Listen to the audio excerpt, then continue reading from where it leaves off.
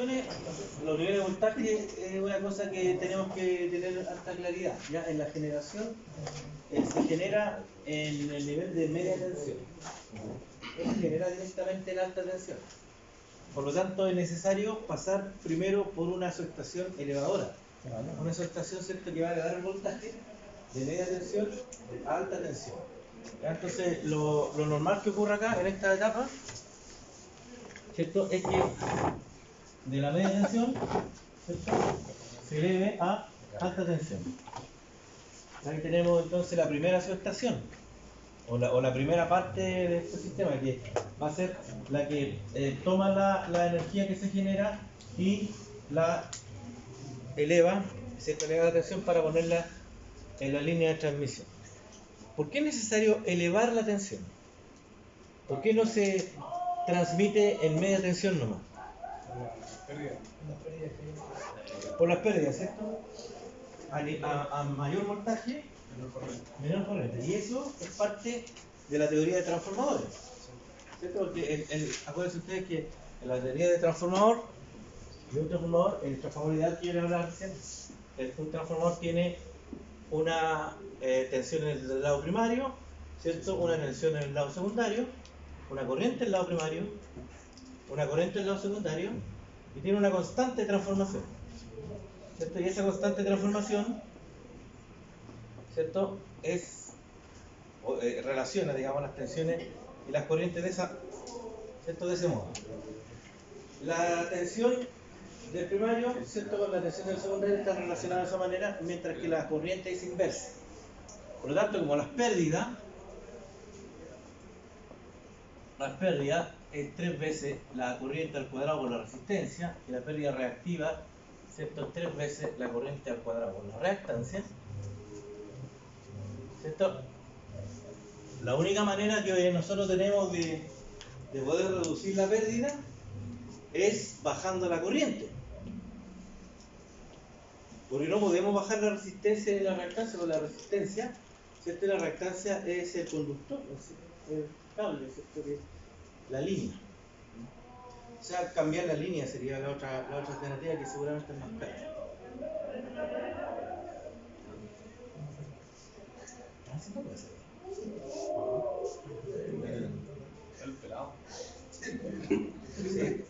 ¿Está en clase? Sí. Creo que era acá. Pero ¿están en alguna actividad? No, estoy mostrando videos. ¿Hacen clase?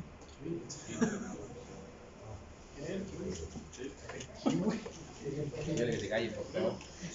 No voy a hacer callar. No voy a hacer callar. El tiempo José González después. Despedido. No lo conoce. Me llamo Lucho. Me llamo Lucho. El Juaco. José Vergara. No, vino en el servicio. Hecho. Entonces, la única manera de poder bajar la pérdida, ¿cierto?, es bajando la corriente. Si la corriente, ¿cierto?, no se disminuye y mantuviéramos, ¿cierto?, la corriente del nivel de media tensión, créanme que las pérdidas serían prácticamente totales, andaría alrededor del 80%. Así es que la única manera entonces es bajar la corriente. O sea, la única alternativa, ¿cierto?, es disminuir la corriente, y eso se hace, ¿cierto?, aumentando la tensión. ¿Ya? Esa es la técnica, digamos. Ahora, aumentar la tensión también tiene una desventaja, por un lado, ¿cierto?, que requiere mantener una mayor distancia dieléctrica, ¿ya? O sea, los conductores van a tener que estar más espaciados, van a tener que tener un espaciamiento mayor de los conductores. Por lo tanto, la estructura, la forma que tiene la torre, ¿cierto?, va a tener que ser, la forma que tiene la torre va a tener que cumplir, ¿cierto?, una característica geométrica, ¿cierto?, de modo tal que garantice entonces que estos problemas electromagnéticos, ¿cierto?, no se vayan a producir. Me explico, mire. Cuando uno mira aquí el brazo de una torre, suponte que no soy muy bueno yo para el dibujo, pero vamos a imaginar. ¿Ya? Aquí, ¿cierto? Está la cadena de aisladores, ¿ya? Y aquí normalmente, no sé, van dos conductores por fase. Nunca va un solo conductor. Van dos conductores ahí solamente. Esa sería una cadena de aisladores. Entonces lo que ocurre acá es cierto, en el otro brazo de la torre, bueno, está el otro aislador, ¿cierto? Con los otros dos conductores por fase. Y así. Entonces, aquí tiene que haber una distancia. Una distancia, ¿cierto? Que garantice que no se vayan a provocar inducciones magnéticas. ¿Ya? Que no se vaya a provocar entonces que la inducción magnética que se genera aquí, ¿cierto? Se vaya a enlazar con la inducción magnética que genera la otra fase. Bueno, en la tercera fase estoy suponiendo que va un circuito ahí, digamos, así de manera vertical. También va a generar aquí una inducción. Entonces, el problema de la alta tensión es que se produce esta condición de electromagnética importante y por lo tanto hay que mantener un espaciamiento también de importancia. Eso hace entonces que los costos de construcción, ¿cierto?, de la estructura sea más elevado que en media tensión. Pero por supuesto que es más económico, eso es más rentable que absorber la pérdida. ¿Ya? ¿Y la norma, profe, qué dice? ¿Cuál es la distancia por kilómetro? No, la norma lo que dice es que lo que tú tienes que cumplir es que haya una cierta garantía en lo que es la inducción por contacto directo o indirecto. O sea, por ejemplo, tú tienes que garantizar en el uso de la estructura que eso no va a ocurrir, por ejemplo, un arco eléctrico entre una fase y otra. ¿Ya? Entonces, la estructura básicamente está estandarizada. Y lo que uno hace es uso esta otra. ¿Ya? En alta tensión. Y en media tensión también. Por ejemplo, en media tensión está la estructura de tipo horizontal. La estructura, una horizontal es así, ¿cierto? Una cruceta, el poste, ¿cierto? Las diagonales, y tiene aquí, tiene, ¿cierto? Los aisladores, ¿cierto? Por cada fase. Va a depender entonces aquí en el caso de media tensión, del peso, ¿cierto? El peso de los conductos. El 2AWG es justo el límite entre conductor liviano o conductor pesado. ¿Ya? Cuando después del 2AWG viene el 1, ¿cierto? Después viene el 1,0. Y así en adelante me refiero a que estos son conductores pesados. ¿Cierto? El conductor liviano sería hacia abajo, 3, 4, etc. Entonces, por ejemplo, cuando tú estás en conductores livianos, la cruceta es más ancha. Cuando estás en conductores pesados, la cruceta está más concentrada para aguantar el peso. Claro, porque dependiendo del nivel de tensión que yo voy a transmitir, diseño mi estructura. Claro. Diseño el largo del poste y en base al largo del poste también cruceta. Pero eso está estandarizado. Yo te decía que, por ejemplo, estas crucetas son de 2,4, de 1,8. O sea, no es como que uno diga, mire, hice el cálculo y me dio una cruceta de 1,67. Ya. No, o usa 1,8 o usa 2,4. Claro. No está, digamos, en el mercado una... O sea, dependiendo del nivel de tensión que yo voy a transmitir, ocupo una u otra, claro. Y lo mismo mismo en alta tensión, claro, está todo como estructurado para que eso ocurra de esa manera. O sea, si tú dices, voy a hacer una línea de 200 kilómetros, vamos a proyectar una línea de 200 kilómetros en 220.000 volts, un circuito. ¿Ya? Entonces, ya, pues perfecto. ¿Y cuánto es lo que vamos a transmitir? ¿Qué potencia? 30 megas. A lo mejor con 30 megas bastaría un solo conductor por fase y no tener dos conductores por fase. ¿Ya? Pero si vamos a transmitir 120 megas, ahí a lo mejor vamos a tener 3 conductores por fase o 2 conductores por fase, y ahí la estructura se nos va a volver más pesada, el brazo va a ser más largo, la cadena de regladores también. Entonces todo eso se hace por tabla. Bueno, hoy día hay un software también para el diseño de líneas mecánicas. Se llama el diseño mecánico de línea. Se llama diseño mecánico. Diseño mecánico de línea. Y eso es como otra pata, digamos, otra rama de la electricidad. O sea, si tú te pones a trabajar en eso, te vas a encontrar con con otro tipo de cálculos, de memorias de cálculo. Estas tablas de Temple, por ejemplo, hay que saber calcular incluso cuánto es los kilos que se le tienen que aplicar al tecle para trazar la línea. Ah, sí, bueno, memoria de cálculo. Hay memoria de cálculo para eso. Claro. Ya, pero eso se llama cálculo mecánico de líneas de transmisión o cálculo mecánico de líneas de distribución. ¿Eso con software no que yo lo calculo? Sí, por software, hoy día se hace por software, PLC-CAD se llama el software que se usa para eso. PLC-CAD. Por ejemplo, fíjate que no es lo mismo, o sea, es todo un tema hacer una cuestión así, pues mira. Me ha tocado a mí trabajar en eso. Es raro, ¿eh? Porque tendría uno que transmitir, o sea, tendría uno que trabajar en una empresa de transmisión. Pero yo trabajé en una empresa de distribución mucho tiempo, donde veíamos transmisión también, subtransmisión. Entonces, por ejemplo, no es lo mismo, mira, no es lo mismo llevar una línea así. Voy a graficarlo de alguna manera. Voy a dibujar una sola línea, pero vamos a suponer que es trifásico, ¿ya? ¿Ya? No es lo mismo hacer eso, proyectar eso,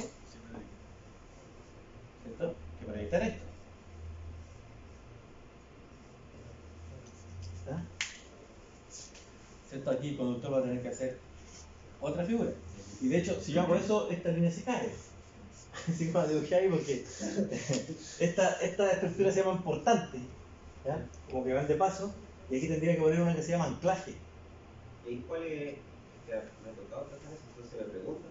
¿Cada cuánto tengo que colocar un poste de anclaje? Depende del trazado. Ah, ya, siempre cuando son vértices. Claro, Ya. claro, ahí, eso es pura mecánica, por eso se llama cálculo mecánico de línea. Es pura mecánica de la línea. Mira, si miráramos desde arriba esta línea, a lo mejor lo más probable es que esto se va a ver así, ¿ves? Ahí están las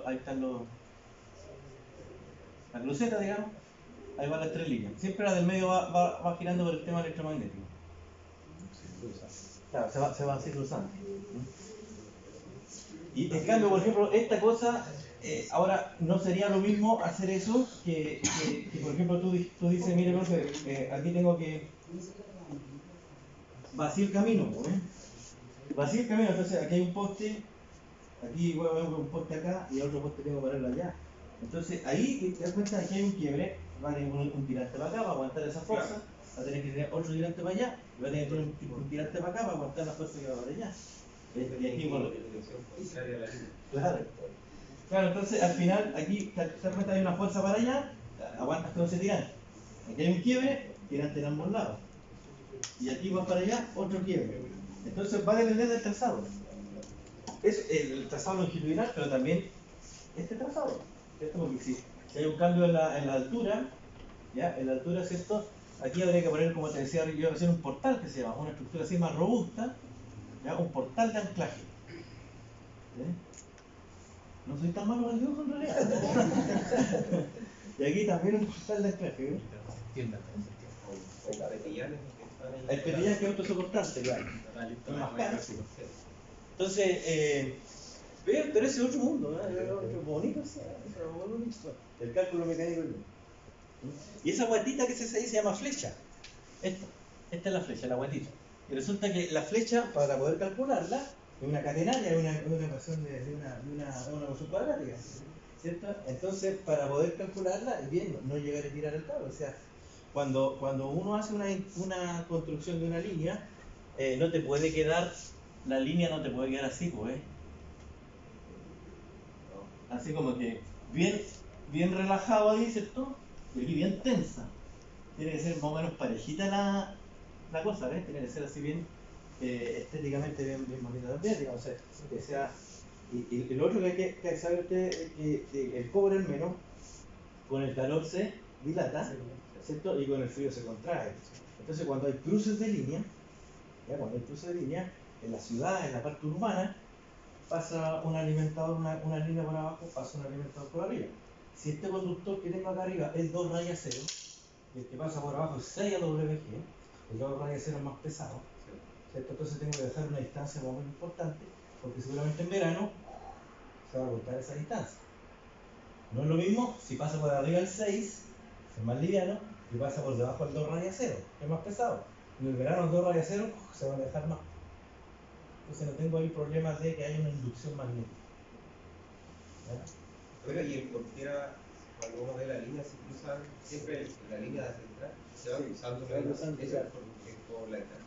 Es por lo mismo que yo expliqué acá, de la inducción magnética. Ah, ya, por la inducción. Claro, lo que pasa es que en media tensión tú puedes ir jugando, ¿ya? Porque si no lo hiciéramos, ¿ya? Si tenemos una cruceta así, aquí tenemos un aislador en el medio del otro y en el medio del otro, así muy simétrico, y nunca hacemos ese juego, nunca lo cambiamos. En el primer poste, en el primer tramo, vamos a generar, por supuesto, esa inducción. Cuando llevemos ya 30 estructuras, 30 postes, los tres compadres ahí acompañados a la misma distancia, esa inducción va creciendo. ¿Ves? Cuando llevemos 50 postes y sin separarlo, esa inducción ya ¿cierto? Se interlazan y ahí se puede producir un contacto indirecto, un arco eléctrico, ¿cierto? Por contacto indirecto, sin necesariamente que se toquen los conductores.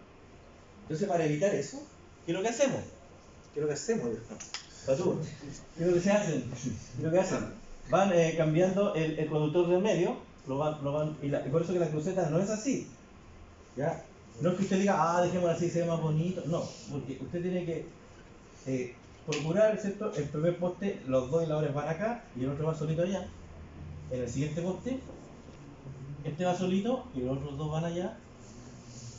Entonces, con eso que aquí como que está empezando a inducirse entre ellos, y aquí lo que hiciste, desarmaste la onda. Entonces, eso usted lo hace poste por poste, y ahí garantiza de que no va a haber autoinducción entre cada conductor. En las torres de transmisión no se hace así, porque sería muy caro, porque son más pesados. Entonces se hace una cosa que se llama transposición, a un tercio de la longitud total de la línea. Se hace la primera transposición. A 2/3 se hace la segunda transposición. O sea, por ejemplo, si la línea tiene 90 kilómetros, tú partes con la fase 1 acá, la fase 2 acá, la fase 3 acá. Es decir, suponte que tiene 90 kilómetros la línea, aquí está el kilómetro 0, ¿cierto? Ya. Al primer tercio sería a 30 kilómetros. A 30 kilómetros que hacemos, desordenamos. La línea 3 pasa para allá, la línea 1 pasa para el medio y la otra pasa. Entonces ahí cambiamos el orden, ¿te das cuenta? Es igual está normado. Está normal, ¿verdad? Entonces aquí está la línea, hagamos L3, L1, L2.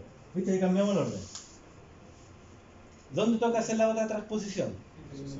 Si la línea de 90 kilómetros, ¿cierto? A los 60, cambiamos el orden. Entonces la línea 2 iba al medio, pasó abajo, ahora le toca arriba, La línea 2, la línea 3 ahora le toca al medio, ¿cierto? Y la línea 1 le toca abajo. Y con eso estamos evitando, ¿cierto?, que la inducción se vaya incrementando. Y entonces en la distancia larga, en alta tensión, se hace a un tercio. Un tercio de la distancia. Claro, si la línea tiene 300 kilómetros, entonces a los 100 kilómetros hay una torre, y una torre bien fea, es bien distinta a la torre tradicional importante, digamos, la torre transposición. Es una más compleja, sí, es una torre más grandota que se pasa unos cables por arriba, otros por abajo. Pero como te digo, normado, si yo miro una línea cualquiera, ¿qué nivel de tensión tiene el poste? Claro. Yo hubiera un poste de 11, de 18 metros, de 9 metros, pero no siempre me dice el nivel de tensión que tiene. no siempre te dice, porque a veces tiene que ver suponte con los cruces. Si tú de repente vas en la carretera, a lo mejor viene una línea de 13.800 volts en un poste de 11,5. Viene la línea, y aquí está la carretera, y vamos a cruzar por la carretera. ¿Qué se hace? Se pone un poste a la verma derecha de la carretera, el otro poste que la va a recibir a la verma izquierda. Lo más probable es que esos dos postes no sean 11,5, sean de 15, de 13, para pasar el plano. Entonces, por eso que muchas veces la distancia del poste no nos indica el nivel de tensión. Lo que sí nos indica es una letra que se le coloca al alimentador. Por ejemplo, la letra C es 13.800 volts. La letra E es 23.000 volts. La letra J es 220.000 volts. La letra K es 110.000 volts. Si no me falla la memoria. Entonces cuando tú miras un plano y tú vayas a la aceptación Cardone, y dice ahí, puede trabajar en el paño J4. El J4, ¿qué significa? Que es la cuarta arranque, el cuarto arranque de la barra del marco de línea, el cuarto, y que está en 220.000 J4. ¿Cuánto eran los 220. Salen los planos. Salen los planos. ¿El E? 23.000. La E es 23.000 o 23 kilovolts. Entonces, por ejemplo, si tú miras así un plano, tú miras un plano y de repente sale así dice aquí suponte J1, este dice J2, entonces no es porque la J de Juan Antonio, no, la J es de 220.000 volts. Y si aquí hay un transformador, ponle tú, ya, después aquí, vamos a suponer que acá sale a otra barra, a una barra aquí y un transformador, y aquí dice suponte E1, ahí tú ya cacháis más o menos de qué nivel de tensión estamos hablando. Aquí está este marco, esta barra es de 220.000 volts y este transformador es de 220.000 a 23.000. Porque dice el alimentador o el paño 1 en 23.000 volts. Hasta eleva. Claro. Eleva 20. No, reduce porque vamos a ver el flujo de corriente va abajo.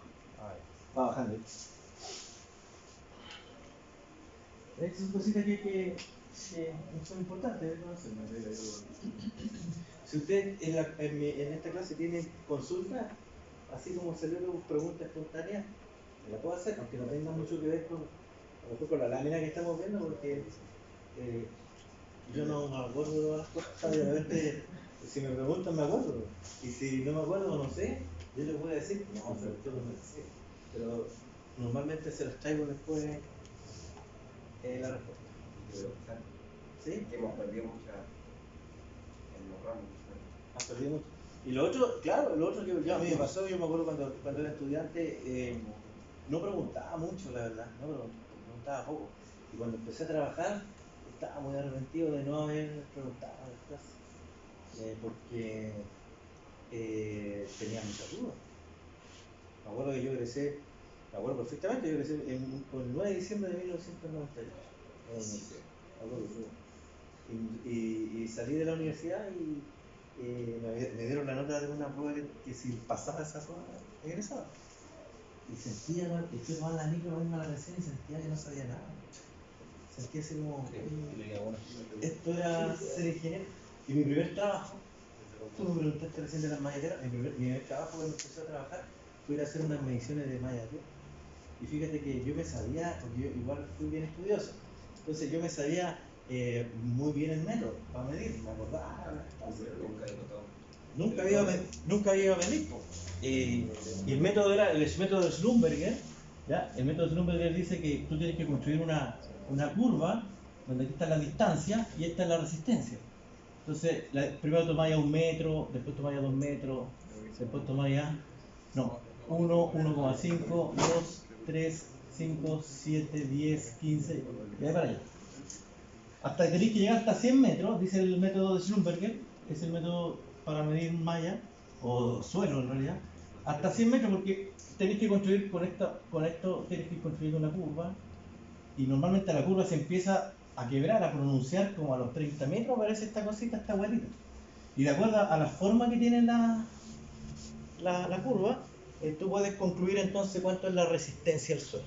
Ese es el método de Schlumberger, ¿no? O sea, si yo se los paso aquí, ustedes lo van a entender sin problema.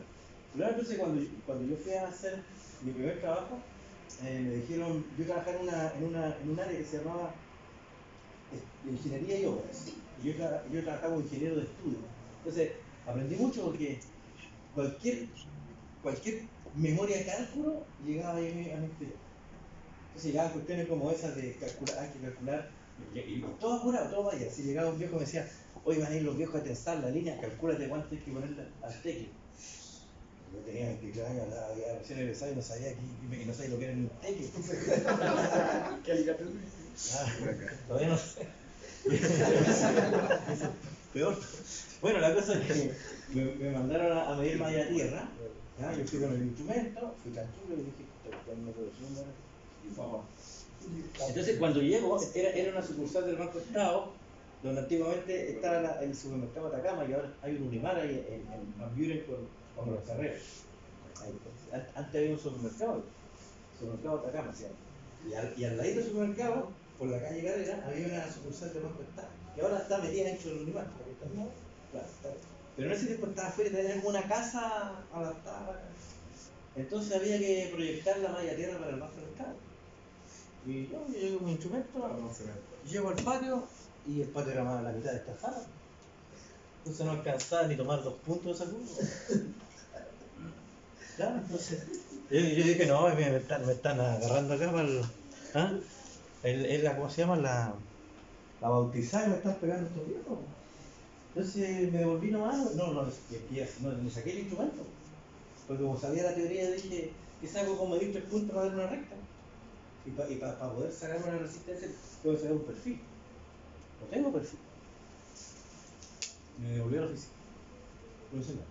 Seguí haciendo mis otras 200.000 pendientes que tenía. Al otro día llega el jefe y me dice, ¿cómo te fue? ¿Cuánto te, no cómo te fue, sino que cuánto te dio la resistencia? No, sí, me gusta esa idea. No, sí, se puede. No, pero si tú quieres resolver ese problema, ¿cómo no se puede? Entonces, ahí donde yo decía, chuta, ¿qué me lo olvidar? Claro, ese día que yo tuve clase, y cuando el profe estaba explicando esta cuestión, ¿cómo no le pregunté al profe, oiga, profe, ¿y qué pasa si no se puede medir? ¿Sí? ¿Alguna respuesta hubiera dado el profe? ¿Cuál era? Bueno, entonces no. ¿Ah? ¿Qué dicen? Una vez me echaron y llegué a trabajar acá. No, lo que hice, mira, hice una solución muy lógica en realidad, porque lo que hice fue ir a la superintendencia de electricidad de combustible y preguntar por el proyecto eléctrico del supermercado Atacama. ¿Ves que tiene usted la memoria de cálculo del supermercado Atacama? Sí, aquí está. ¿Me la voy a prestar? En ese tiempo de fotocopia, voy a hacer fotocopia, bueno, ningún problema. Anótese acá y no. Sí, porque el suelo del supermercado Atacama es el mismo suelo de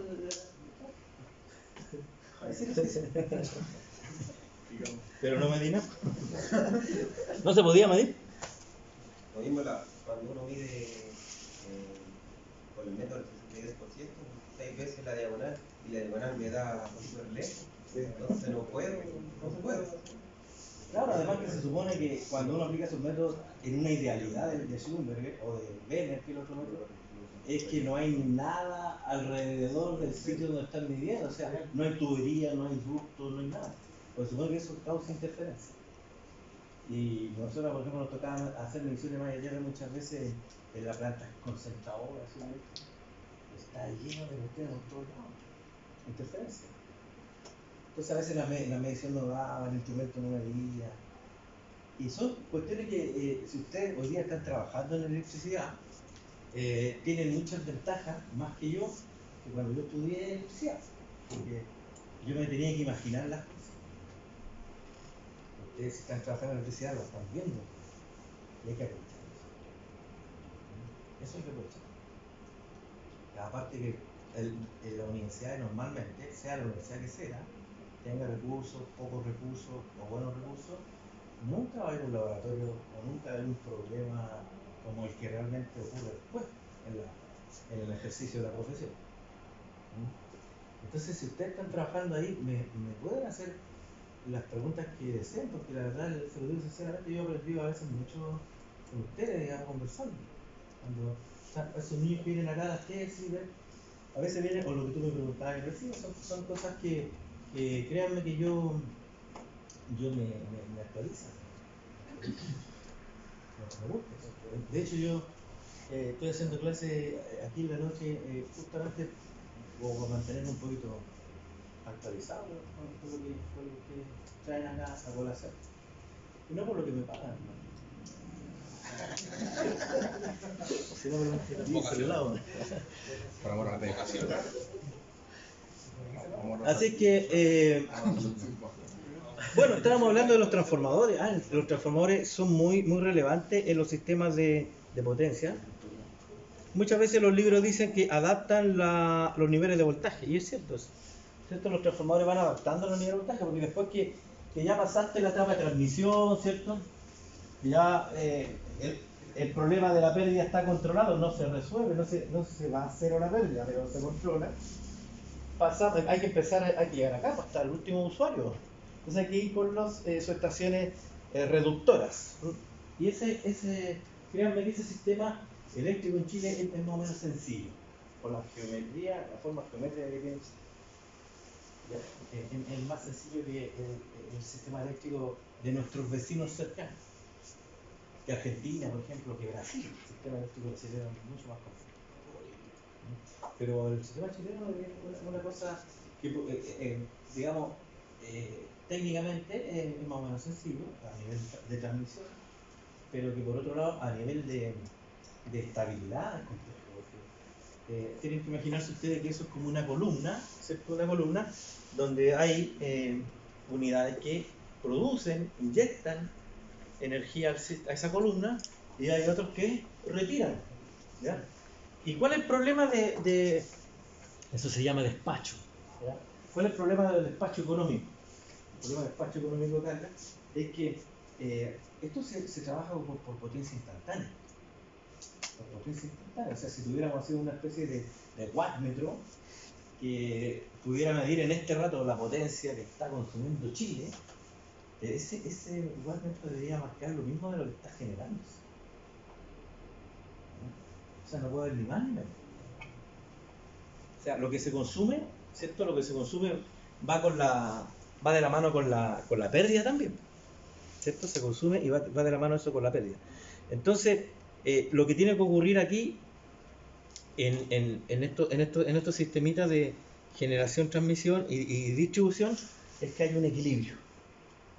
El problema que tienen hoy día la fotovoltaica, ¿cierto? En la noche, ¿cierto? No pueden entregarse, no pueden dar suministro. No hay como almacenar, aunque entiendo yo que están hoy día los sistemas BESS, que se llama, ¿cierto? Que están pronto a implementarse, ¿cierto? Están pasando la barrera económica, digamos, y probablemente, y por los ajustes que han hecho en el mercado eléctrico hoy día, que han perjudicado un poquito desde el punto de vista del payback y el retorno, ¿cierto?, de inversión. Hoy día es probable que estos sistemas de baterías de almacenamiento, ¿cierto?, que sería el acrónimo de los sistemas BESS, vayan a incrementarse en el corto plazo para poder entonces inyectar energía en la noche. Entonces, esa cuestión, imagínate, aquí en el norte nosotros tenemos hasta parques fotovoltaicos nuevos, relativamente nuevos, pero claro, en la noche nos causan estos problemas de carga. O sea, en el día tenemos, digamos, un superávit de generación y en la noche no. Y es un poco lo que yo hablaba al principio de la clase, de esta dinámica de lo que es generación-consumo. Entonces, desde ese punto de vista hay que entender que los sistemas eléctricos son dinámicos, ¿ya? No nos imaginemos más los sistemas eléctricos como una foto, ¿no? Así como que no, si mi casa es BT1, 10 kilowatts, no es así, ¿ya? Eso es para la tarifa, para el mercado, para el contrato, pero con el tester en la mano es otra cosa. O sea, los sistemas eléctricos son dinámicos, ¿ya? Hay que verlo de esa manera. Por lo menos nosotros que somos del área, ¿cierto? Tenemos que entenderlos de esa manera los sistemas. Bueno, aquí esto es una lámina más o menos antigua, me parece que lo hablo. Aquí en esto no hablo del SIG y del SIG, parece, no sé si lo actualicé. Pero aquí hablo un poquito de las máquinas, más que nada. Lo importante aquí, este es Colbún, esta foto es de Colbún. Es un hidrogenerador, ¿cierto? Una máquina, lo que yo recién dibujaba así muy sencillamente, una maquinita girando con una frecuencia continua. Bueno, esa vendría siendo el hidrogenerador, ¿cierto? La máquina que produce este movimiento rotatorio, ¿ya? Entonces, esta máquina no es cualquier máquina, es una máquina sincrónica. Por eso yo les preguntaba si habían tenido máquina, porque a diferencia de la máquina asincrónica, ¿cierto? Los motores de inducción, que son las máquinas asincrónicas, tienen una sola excitación. Es decir, se inyecta energía por el estator, ¿cierto? Y el rotor se mueve por inducción. Por eso se llama un motor de inducción. Porque ¿cierto? Se alimenta el estator, ¿cierto? Se energiza el estator y producto de la inducción, ¿cierto? Se mueve el eje. Ya, la máquina sincrónica no tiene ese principio de funcionamiento. Tiene doble excitación. Una independiente del estator, ¿cierto? Que es la alimentación por el rotor, por el campo, que le llaman, ¿no? La armadura y el campo. Entonces, ahí la garantía o lo bueno de esa estructura, ¿cierto? Que es doble excitación, es que yo puedo tener control sobre el rotor. ¿Te das cuenta? Porque en la de inducción no tengo control sobre el rotor. En la de inducción el rotor se mueve porque se induce. Si yo quito la alimentación en el motor de inducción, si yo quito la alimentación del estator, el rotor se va a detener por inercia, ¿cierto? Se va a detener. Si energizo de nuevo, se va a empezar a mover. Pero no puedo controlar la velocidad del rotor en la de inducción. Mientras que en la máquina sincrónica tengo doble excitación, una por el campo y la otra por la armadura, o sea, puedo controlar la velocidad del rotor. Y si puedo controlar la velocidad del rotor, ustedes ya se imaginan, ¿cierto? Entonces que resuelvo un problema de la frecuencia. Por eso aquí se usa máquina sincrónica. ¿Ya? No se olviden, un generador es una máquina sincrónica. ¿Por qué usamos una sincrónica? Porque puedo controlar el rotor. Si quiero usar una máquina asincrónica, no puedo controlar. Porque la asincrónica es inducida. El rotor, ¿cierto? Hace todo lo que le dice el estator. El estator es el inductor de la máquina de inducción. El estator es el inductor. Y el rotor es el inducido. La palabra lo dice, ¿eh? Se induce en función de lo que se haga en el estator. Mientras que la máquina sincrónica no es así. La máquina sincrónica, ¿cierto? Tiene control independiente. Así que si puedo controlar el rotor en la máquina sincrónica, puedo estabilizarlo, puedo estabilizar su velocidad. Lo que se conoce en máquinas eléctricas como deslizamiento. ¿Ya? Y antiguamente nosotros hacíamos el laboratorio de la universidad con una cosa que se llama lámpara estroboscópica. ¿Ya? Que se parecen mucho a esas lámparas que están aquí. Sí, la estroboscópica es una lámpara que tenía así muy rápido y que cuando va a mostrar movimiento pareciera ser que está detenido. ¿Ah? Se ve más lento. Exacto. Entonces, pestañea tan rápido la lámpara estroboscópica para estos laboratorios de máquinas que cuando tú lo enfocabas el rotor, ¿cierto? El rotor se veía así, quieto. ¿Cuándo se veía quieto el rotor? Cuando la velocidad mecánica del rotor, estoy hablando de la máquina sincrónica, cuando la velocidad mecánica del rotor era igual, exactamente igual, a la velocidad del campo magnético giratorio del estator. Si nosotros éramos capaces de igualar la velocidad de rotación mecánica, ¿cierto? Con la velocidad que no se ve del campo magnético, si nosotros igualamos esas dos velocidades y le poníamos a la estroboscópica, ¿cómo se veía el rotor? Quieto. Se ve que no se movía. Eso se llama deslizamiento cero. Pero cuando hay una pequeña variación de velocidad entre la velocidad del campo magnético giratorio, que es imaginario, no se ve, y la mecánica, que sí se ve, porque es mecánica, si me tiro los dedos te va a ir mal, ¿cierto? Si cuando hay una pequeña diferencia y le ponen la estroboscópica, ¿cómo se ve el rotor? Para el otro lado de la estroboscópica. Se ve con una cierta, entonces, con una cierta de falta de sincronía. Por eso esta cuestión se llama máquina sincrónica. Porque es capaz de que yo pueda sincronizarlo, ¿eh? Es como sincronizar las perillas, la sincroniza. Eso es para explicarlo de una manera así muy sencilla. Ahora, el control en sí, ¿cierto? Es un control automático, no es que haya un viejo de una perilla, no. Este es un control automático, ¿cierto? Que un lazo cerrado, una retroalimentación, ¿cierto? Que permanente está muestreando con un tacómetro, ¿cierto? La velocidad, el campo magnético, ¿cierto? Por otro lado, y esto se retroalimenta con un valor de referencia. Tiene que tener la velocidad, no sé, tanto RPM, entonces ahí el sistema de control se encarga de controlar el rotor. Eso tiene que pasar sí o sí en la generación. Acuérdate la banda de variación que tiene la frecuencia, 49,5 hasta 50,5. No podéis moverte de ahí, ¿no? Es muy exigente, entonces, para eso, pero no es problema, ¿cierto? Si trabajáis con la máquina sincrónica. ¿Está bien eso?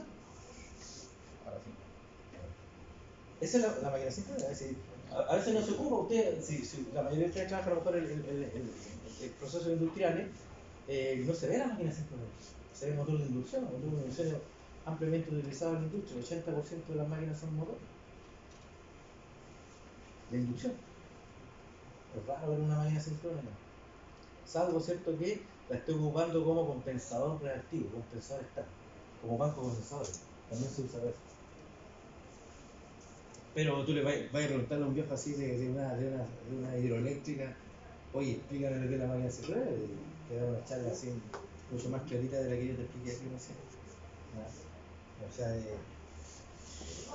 es la razón de ser, digamos. Entonces, creo que después que hablo aquí unas cosas que son como que estas cosas las pueden encontrar en cualquier parte en realidad, pero es importante los grupos generadores. Estos equipos son muy importantes en los sistemas eléctricos potentes, sobre todo en la etapa de media tensión. Hay muchos proyectos, sobre todo proyectos así como mineros, que cuando arrancan, de mediana minería, de pequeña minería, que cuando arrancan en zonas donde no hay energía, o donde el alimentador está muy lejos. Claro, tienen una línea de 23.000 volts de 50 millones de pesos un kilómetro. Entonces, si por ejemplo yo digo, hoy sabe que me gané una pertenencia a una superficie minera, heredé una pertenencia minera, voy a empezar a explotar ahí con un grupo, hay una sociedad que tengo ahí con unos amigos, y necesito energía eléctrica, y resulta que la línea pasa a 35 kilómetros de acá. Ese proyecto totalmente, ¿cierto? No lo voy a hacer, pues si yo soy a 50 palos. Entonces, ¿qué tienes que hacer? Llevarte uno de esos. El motor de generador de diésel es uno de las máquinas más ineficientes. No, en el sentido técnico, o sea, tiene un 60% de rendimiento, ¿no? O sea, los 40% pérdida. De ahí que nosotros los eléctricos, cuando nos dicen quiero instalar un grupo generador, mirando, calculando, pero ¿cuánto debe consumir? 250 kg, ya tiene que ser de 500 kilogramos. El doble, sí. ¿En qué se pierde? Calor, mucho calor, mucha temperatura. Toda la parte mecánica, diésel, toda la parte de vibraciones. Entonces es una máquina muy inestable. Pero necesaria, o sea, si vamos a arrancar en un proyecto piloto, ¿cierto? En una faena minera que está muy lejos de la línea de transmisión, más encima, la línea más cerca está a 30 kilómetros y es de 220.000 volts. Imagínate, nada que hacer ahí. ¿Qué hay que hacer? Con paneles solares tampoco es así, o sea, si hay 250 kVA. Un grupito, ¿cierto? Un grupito. Entonces, no lo subestimemos, digamos, en el sentido de que de repente lo vamos a tener que analizar. Y es una máquina, como decía, muy ineficiente, porque es una máquina mecánica. Ustedes han visto funcionando a lo mejor estos equipos, ¿cierto? Y son, desde el punto de vista de la onda, esta que yo dibujaba recién, se nos son muy inestables. Muy inestables. Trabajar mucho, digamos, ahí para mantenerlos bien, digamos, para que se le da todo cariñito. Bien, la otra fuente, bueno, una fuente poco probable de visitar alguna vez en Chile, ¿cierto? Es la fuente por energía nuclear. ¿Ustedes saben por qué? ¿Ah? Por los terremotos. Si no, pregúntele a los japoneses cómo van a ir por la nuclear. ¿Ya? Entonces, no, esto es muy poco probable que se haga acá en Chile. Bueno, esto es típico en la zona centro-sur, ¿cierto? Hay centrales importantes, el Toro, Tehueche, Colbún, Chicura, ¿ya? Son centrales que aportan mucho al CEN, al Sistema Eléctrico Nacional, la hidro. Todo con siempre hay una compañía así. La hidroeléctrica dicen que son una de las primeras fuentes de energía renovable no convencionales. Pero sin embargo igual es contaminante porque hay que inundar un valle. Hay que inundar un valle para poder hacer una represa. No sé si hay un pueblo, un caserío. Bueno, entonces, siempre va a haber ¿cómo se llama? Un problema de contaminación ahí. Bueno, otras cosas más nuevas, digamos, acá en Chile, ¿cierto? La eólica, la fotovoltaica, ¿cierto? La eólica, la fotovoltaica. Esta contribuye muy poquito, la geotérmica. Y bueno, esto yo diría que acá se podría hacer perfectamente. Tenemos 4.500, 5.000, ¿cuántos kilómetros de costa? No sé, yo no me he metido en eso, les mentiría si tirarme un número así, si serán muy caras o no sé. Yo me imagino que por ahí debe andar la cosa, ¿no? Pero bueno, estamos acá, ¿cierto? Estamos acá. Mira, imagínate, ustedes son privilegiados en la etapa en que están estudiando la electricidad, digamos, porque se van a encontrar con todos los sistemas fotovoltaicos, si ya no están metidos, digamos, y con la generación, la transmisión en corriente continua, con alta tensión. Cosas que yo me acuerdo cuando yo estudiaba eran impensadas que se instalara un panel solar acá en ¿cómo se llama? En Chile, porque bueno, por un lado la química, el desarrollo químico todavía esto no estaba muy concluido, terminado. Por otro lado, ¿cierto? También era muy caro importar un panel solar en ese tiempo, estoy hablando de principios de los años 90, era improbable.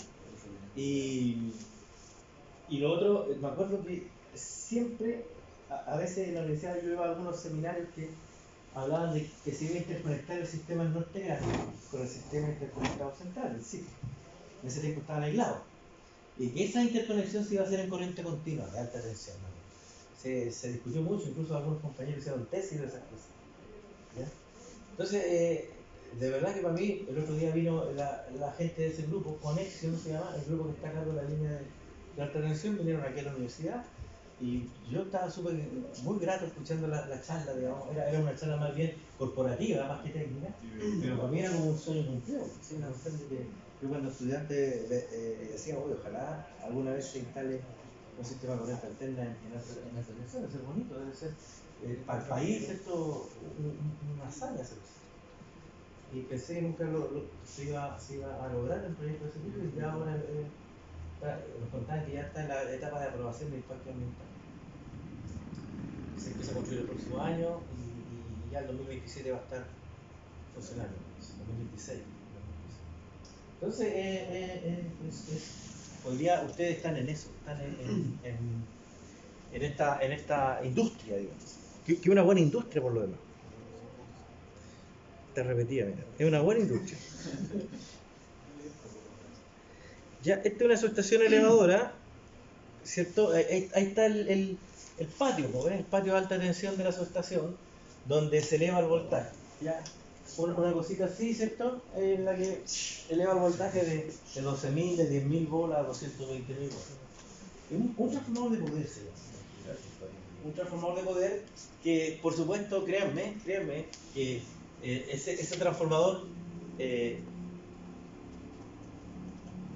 mucho más complejo que esa relación de transformación. ¿Ya? Es una máquina muy compleja, en el sentido de que es un sistema esa máquina. Un sistema, o sea, por un lado, claro, el sistema pregunta cuál es la función es cambiar la tensión, ¿sí? Eso es lo que hace. Pero bueno, tiene temas propios del mantenimiento, ¿cierto? Del funcionamiento. Imagínate que una máquina que trabaja todos los días, 24/7. Todos los días, o sea, uno no se puede dar el lujo de decir, voy a sacar una muestra 6, así que voy a desconectar de unas 3 horitas, saco la muestra 6 y de ahí seguimos. No, pero esto es una máquina que se sobreexige. ¿Cuánto es el horizonte de vida de nuestro sistema? Cuando tú le compras un sistema de vuelta, estamos en sistemas de potencia, estamos hablando de poder, de potencia. ¿Cuánto es el horizonte de vida? Tú le compras a Ron un transformador de 100 MVA, ¿cierto? Esa cuestión dura 25 o 30 años. Ese es el horizonte de vida. Continuo. O sea, con para adelante. Con todo, o sea, manteniendo la caja de mantenimiento ellos quedando. Y ahí entran cuestiones que a lo mejor han estudiado ustedes las curvas de de confiabilidad, ¿cierto? Y todo eso, planes de mantenimiento preventivo y todo eso. Hay que hacer esos planes. Por eso se le hacen pruebas transformadores de TTR, ¿cierto? De relación de transformación, para ver cómo andan las cosas. Porque si la relación de transformación en la fase del medio, en esta prueba que hicimos este mes, no anda bien, quiere decir que alguna cosita está pasando adentro de la mano. ¿Cierto? A lo mejor hay alguna delga, alguna vuelta que está fallando. Está perdiendo aislación, puede ser. O bien el transformador efectivamente sufrió una sobrecarga, ¿cierto? Le exigimos harto y bueno, no nos preocupamos pobres, ¿no? Se puede cambiar el TAP bajo carga, imagínate. A ver si tienen estas cosas. Con carga, bajo carga, claro.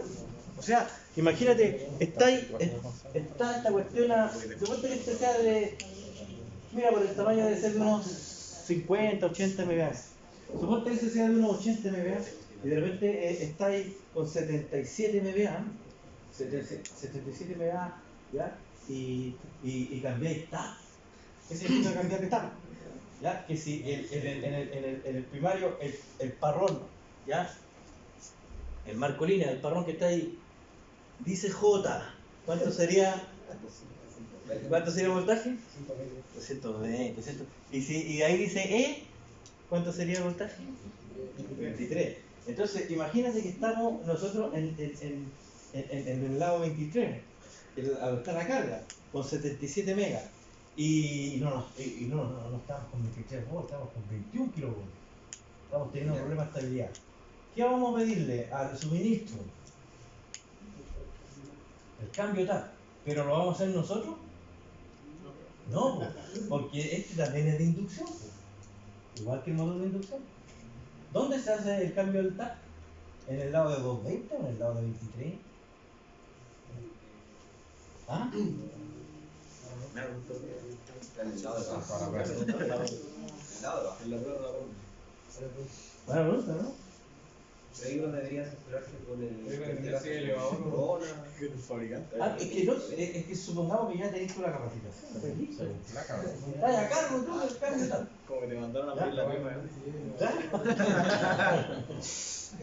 No, pero el llamado. Entonces, vayan a hacer. Entonces, claro, esas máquinas tienen la posibilidad, porque tienen un sistema de control también, ¿cierto? Tienen un sistema de control que puede ser manual o automático, para que el cambiador de TAP funcione de forma automática, ¿cierto? Y, ¿cierto?, cambie el nivel de tensión, y así el usuario que está en el lado de, no la de baja, porque 23.000 no es baja, en el secundario, uno se mal acostumbra a decir el lado de alta y el lado de baja. ¿Cuánto es el lado de alta? 220.000, y el lado de baja, 23.000. ¿Ah? Baja 23.000, ¿está bien? Alta de 220, 23.000 que lo ven, media tensión. Entonces es mejor decir primario y secundario. Entonces, imagínate, esta máquina trabaja bajo TAP, tiene un sistema de protecciones propio. Los transformadores tienen protección de sobrecorriente y residual, igual que toda máquina, y lo que pide la norma eléctrica federal, bueno, la SEC, pide que siempre cuando usted, ingeniero, haga un proyecto eléctrico y tenga que especificar protecciones, tiene que especificar protecciones para fase y para residual. Sobrecorriente residual. Fase y residual. ¿Ya? Después, si le hago yo el ramo, vamos a aprender, porque si otro se pasa no se los puedo garantizar. Pero vamos a aprender que las curvas de las protecciones son así, ¿cierto? Tienen una etapa temporizada y una parte instantánea. 51, 50. ¿Ya? Esto es corriente, este eje es corriente y este eje es tiempo. ¿Ya? Entonces, por ejemplo, un transformador tiene protección de sobrecorriente. Esto es sobrecorriente. ¿Qué significa sobrecorriente? Mientras se llama curva inversa, se llama. Curva inversa, mira. ¿Por qué se llama inversa? Porque a medida que aumenta la corriente, ¿qué pasa con el tiempo? Disminuye. ¿Cómo es la relación? ¿Directa o inversa? Inversa. Pues se llama curva inversa. Entonces, esta curva se llama inversa. Suponte. Inverse. Si es más rápido, si es muy rápido, así. Exacto, se llama very inverse. Si somos refome los electricistas o el nombre de las cosas. Entonces, esta es una curva inversa, esta es una curva very inversa. A ver, como muy rápida. Muy inversa. Y tú dices, no, es que yo quiero que la cuestión así, si hay un cortocircuito en el transformador, ¡pam! Abre instantáneo. Instantáneo. Está instantáneo. A 50. Ahora, lo más rápido, por eso son curvas logarítmicas, no existe el cero en el logaritmo. Lo más rápido que existe es 0,01. Eso es lo más rápido. Ya. Lo cual es bastante rápido. Porque en un gráfico, log significa porque esta escala es logarítmica, esta escala igual es logarítmica. Aquí no tenemos 0 amperes, tenemos 1 ampere. Aquí 10 amperes, ahí 100 amperes, ahí 1000 amperes. Y 10.000, un cortocircuito de 10.000 no queda nada, entonces parece que es instantáneo, ¿viste? Entonces, mira, ¿qué pasa? Si hay un cortocircuito de 5.000 amperes, ahí en el transformador ese que estábamos mirando recién, ¿cómo tiene que actuar la protección? ¿Lento o rápido? Rápido. Rápido. Entonces imagínate, el transformador está consumiendo 500 amperes, normal, 500. Empieza el cortocircuito 5.000. 5.000. ¡Pah! Abrió. ¿Por qué abrió? ¿Cuánto se demoró? ¿Cuánto es un ciclo? 0,02. ¿Cuánto es 0,01? Medio ciclo. ¿Cómo está el sistema de protecciones? Ahora, si por ejemplo, ¿ya? Si por ejemplo usted se movió un poquito en la curva y le puso una inversa, y por acá puso la instantánea, y ocurrieron los 5.000 amperes, ahí, 0,01, después viene 0,1, después viene 1, después viene 10 segundos. Se va a demorar 10 segundos. 10 segundos más unos pocos, ¿cierto? 10 segundos de poner el celular ahí también. Entonces, claro, para uno 10 segundos mucho, pero en electricidad, imagínate, empieza, que estamos a los 500 amperes, empieza el cortocircuito a los 5.000. Un ciclo, 50 sí puede dibujar 50 ciclos. Suponte que hay 50 ciclos. ¿Cuántos segundos llevo? 1. Puede dibujar 50 ciclos más. ¿Cuántos segundos llevo? 2. Oye, la cuestión va a abrir a los 10 ciclos. Está todo reventado ya. Entonces, el transformador, te das cuenta que cuidarlo, si el transformador falla. No, entonces, estos ajustes, que lo van a aprender, ¿cierto? Después con el ramo de protecciones, tienen que ser muy bien calculados. Ya, supongamos que está todo muy bien calculado, ya no hay problema, ¿cierto? Entonces, el transformador va a tener una protección 51P y una 50P, va a tener una 51N, una 50N, va a tener una 51G y una 50G. Ya, a ver, explíquenme ustedes. Este grupo primero, ¿a qué corresponde? 51P, 50P del transformador. Exacto, fase. La P viene de phase. Ya, 51N y 50N. Neutro. Neutro, perfecto. Neutro. La tierra. La G. Tierra. Ground. Tierra. Por lo tanto, cuando nosotros tenemos implementadas protecciones, y para el primario y para el secundario, ¿cierto?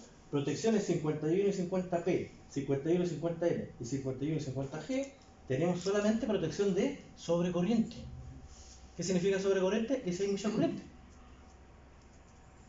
¿Cuándo puede haber mucha corriente en un sistema eléctrico? ¿Cuando hay sobrecarga? ¿O cuando hay una falla?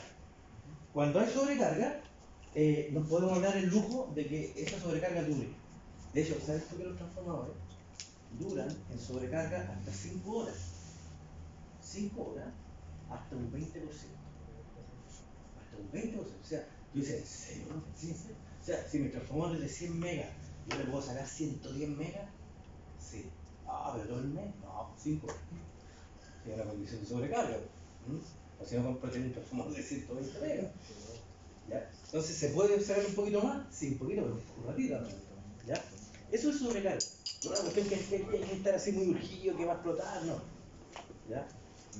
Por lo tanto, cuando estamos en la sobrecarga, estamos en esta región, ¿viste? En la región inversa, acá, en la región temporal.